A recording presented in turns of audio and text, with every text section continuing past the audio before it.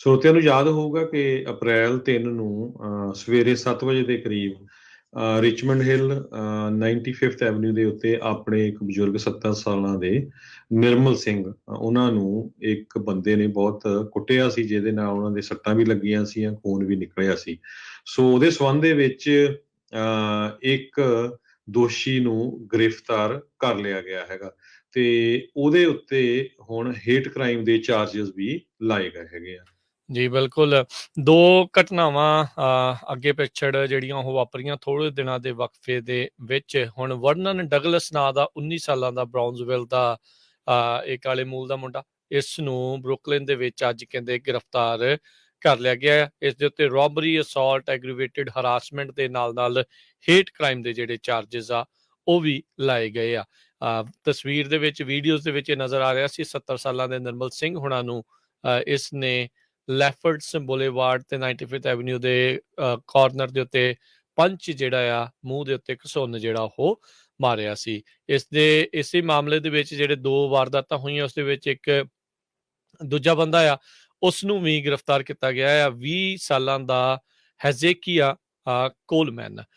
ਕਹਿੰਦੇ ਵੀ ਪੁਲਿਸ ਮੰਨਦੀ ਆ ਵੀ ਉਹ ਸਕੁਆਟ ਕਰ ਰਿਹਾ ਸੀਗਾ। ਸਕੁਆਟਿੰਗ ਹੁੰਦੀ ਆ ਵੀ ਖਾਲੀ ਘਰ ਦੇ ਵਿੱਚ ਬਗੈਰ ਕਿਸੇ ਦੀ ਪਰਮਿਸ਼ਨ ਤੋਂ ਜਿਹੜਾ ਉਹ ਰਹੀ ਜਾਣਾ, ਉਸ ਦੇ ਲਾਗੇ ਜਿਹੜਾ ਉਹ ਰਹਿ ਰਿਹਾ ਸੀਗਾ। ਹੁਣ ਕਹਿੰਦੇ ਆ ਵੀ ਉੱਥੇ ਪੁਲਿਸ ਤੇ ਕਮਿਊਨਿਟੀ ਦੀ ਜਿਹੜੀ ਪ੍ਰੈਜ਼ੈਂਸ ਆ ਉਹ ਵਧੀ ਹੈਗੀ ਆ। ਸਿੱਖ ਕਲਚਰਲ ਸੁਸਾਇਟੀ ਜਿਹੜਾ ਰਿਚਮੰਡ ਹਿੱਲ ਗੁਰਦੁਆਰਾ ਸਾਹਿਬ ਹੈਗਾ ਆ ਉਸ ਦੇ ਲਾਗੇ। ਸੋ ਇਸ ਦੇ ਉੱਤੇ ਕਾਰਵਾਈ ਕਰਦੇ ਹੋਏ 2 ਜਾਣਿਆਂ ਦੀਆਂ ਹੁਣ ਗ੍ਰਿਫਤਾਰੀਆਂ ਜਿਹੜੀਆਂ ਉਹ ਪਾਈਆਂ ਗਈਆਂ ਆ। ਕਾਉਂਸਲ ਵੂਮਨ ਜੋਐਨ ਅਰੀਓਲਾ ਉਹਨਾਂ ਨੇ ਪੁਲਿਸ ਦੇ ਇਸ ਤੇਜ਼ਤਰਾਰ ਕੰਮ ਤੋਂ ਜਿਹੜਾ ਆ ਉਹਨਾਂ ਦੀ ਸ਼ਲਾਘਾ ਜਿਹੜੀ ਉਹ ਕੀਤੀ ਆ। ਜਿਹੜਾ ਦੂਜਾ ਬੰਦਾ ਫੜਿਆ ਗਿਆ ਸੀਗਾ, ਦੂਜਾ ਅਟੈਕ ਸੀਗਾ, ਉਹ ਵੀ ਰੇਸ਼ਲੀ ਮੋਟੀਵੇਟਿਡ ਅਟੈਕ ਦੱਸਿਆ ਜਾਂਦਾ ਹੈ। ਜਿਹੜੇ 2 ਸਿੱਖ ਜਿਹੜੇ ਬੰਦਿਆਂ ਦੇ ਉੱਤੇ ਰਿਚਮੰਡ ਹਿੱਲ ਦੇ ਵਿੱਚ ਹੀ ਕੁੱਟਮਾਰ ਜਿਹੜੀ ਉਹ ਕੀਤੀ ਗਈ ਸੀਗੀ। ਜੀ, ਸੋ ਇਹਦੇ ਸੰਬੰਧ ਦੇ ਵਿੱਚ ਨਿਰਮਲ ਸਿੰਘ ਉਹਨਾਂ ਦੇ ਬੇਟੇ ਮਨਜੀਤ ਸਿੰਘ ਨੇ ਇਹ ਕਿਹਾ ਵੀ ਮੈਂ ਇਹ ਖੁਸ਼ ਹਾਂ ਵੀ ਜਿਨ੍ਹਾਂ ਨੇ ਅਟੈਕ ਕੀਤਾ ਸੀ ਉਹਨਾਂ ਦੇ ਫਾਦਰ ਦੇ ਉੱਤੇ ਉਸ ਨੂੰ ਅਰੈਸਟ ਕਰ ਲਿਆ ਗਿਆ ਹੈ। ਇਹ ਇਕੱਲਾ ਕਹਿੰਦੇ ਵੀ ਮੇਰੇ ਫਾਦਰ ਤੇ ਅਟੈਕ ਨਹੀਂ ਸੀ, ਇਹ ਹਰ ਇੱਕ ਉਸ ਬੰਦੇ ਤੇ ਆ ਜਿਹੜਾ ਦਸਤਾਰ ਸਜਾਉਂਦਾ ਹੈਗਾ ਜਾਂ ਆਪਣੇ ਆਰਟੀਕਲਸ ਆਫ ਫੇਥ ਪਾਉਂਦਾ ਹੈਗਾ। ਸੋ ਆਪਣੇ ਕੋਈ ਵੀ ਬਜ਼ੁਰਗ, ਚਾਹੇ ਉਹ ਕਿਸੇ ਵੀ ਧਰਮ ਨੂੰ ਬਿਲੋਂਗ ਕਰਦਾ ਹੋਵੇ, ਕਿਸੇ ਵੀ ਰੇਸ ਨੂੰ ਬਿਲੋਂਗ ਕਰਦਾ ਹੋਵੇ, ਉਹਦੇ ਉੱਤੇ ਕਿਸੇ ਤਰ੍ਹਾਂ ਦਾ ਅਟੈਕ ਨਹੀਂ ਹੋਣਾ ਚਾਹੀਦਾ ਤੇ ਉਹ ਫਰੀਲੀ ਸੜਕਾਂ ਦੇ ਵਿੱਚ ਘੁੰਮਣ ਜੋਗੇ ਹੋਣੇ ਚਾਹੀਦੇ ਹੈਗੇ ਆ। ਸਿੱਖ ਕੋਲੀਸ਼ਨ ਨੇ pro bono legal aid service ਇਸ ਪਰਿਵਾਰ ਨੂੰ ਦਿੱਤੀ ਸੀ।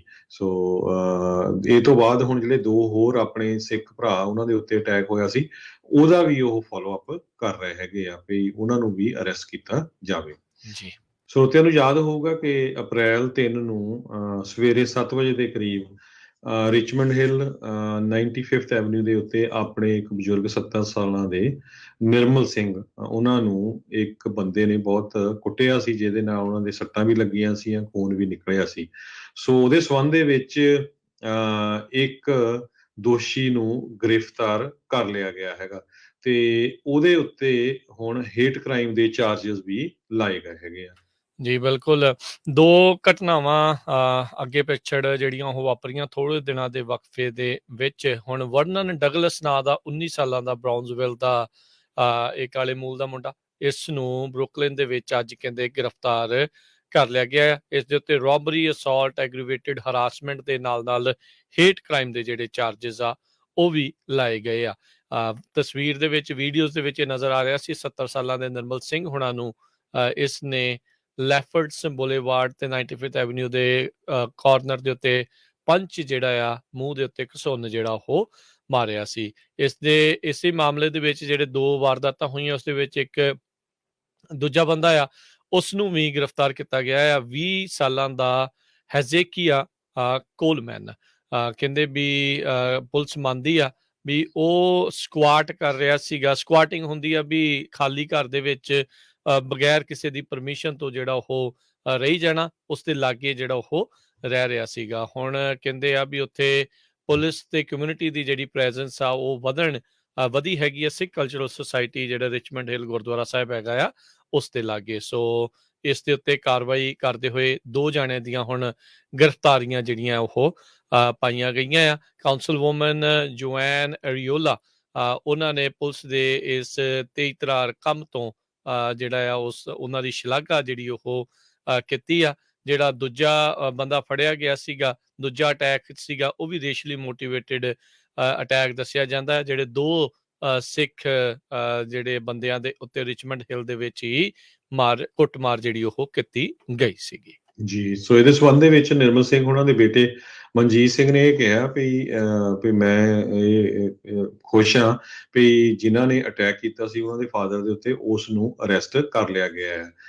ਇਹ ਇਕੱਲਾ ਕਹਿੰਦੇ ਵੀ ਮੇਰੇ ਫਾਦਰ ਤੇ ਅਟੈਕ ਨਹੀਂ ਸੀ, ਇਹ ਹਰ ਇੱਕ ਉਸ ਬੰਦੇ ਤੇ ਆ ਜਿਹੜਾ ਦਸਤਾਰ ਸਜਾਉਂਦਾ ਹੈਗਾ ਜਾਂ ਆਪਣੇ ਆਰਟੀਕਲਸ ਆਫ ਫੇਥ ਪਾਉਂਦਾ ਹੈਗਾ। ਸੋ ਆਪਣੇ ਕੋਈ ਵੀ ਬਜ਼ੁਰਗ, ਚਾਹੇ ਉਹ ਕਿਸੇ ਵੀ ਧਰਮ ਨੂੰ ਬਿਲੋਂਗ ਕਰਦਾ ਹੋਵੇ, ਕਿਸੇ ਵੀ ਰੇਸ ਨੂੰ ਬਿਲੋਂਗ ਕਰਦਾ ਹੋਵੇ, ਉਹਦੇ ਉੱਤੇ ਕਿਸੇ ਤਰ੍ਹਾਂ ਦਾ ਅਟੈਕ ਨਹੀਂ ਹੋਣਾ ਚਾਹੀਦਾ ਤੇ ਉਹ ਫ੍ਰੀਲੀ ਸੜਕਾਂ ਦੇ ਵਿੱਚ ਘੁੰਮਣ ਜੋਗੇ ਹੋਣੇ ਚਾਹੀਦੇ ਹੈਗੇ ਆ। ਸਿੱਖ ਕੋਲੀਸ਼ਨ ਨੇ pro bono legal aid service ਇਸ ਪਰਿਵਾਰ ਨੂੰ ਦਿੱਤੀ ਸੀ।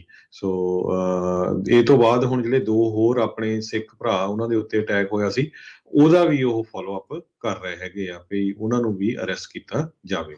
ਜੀ।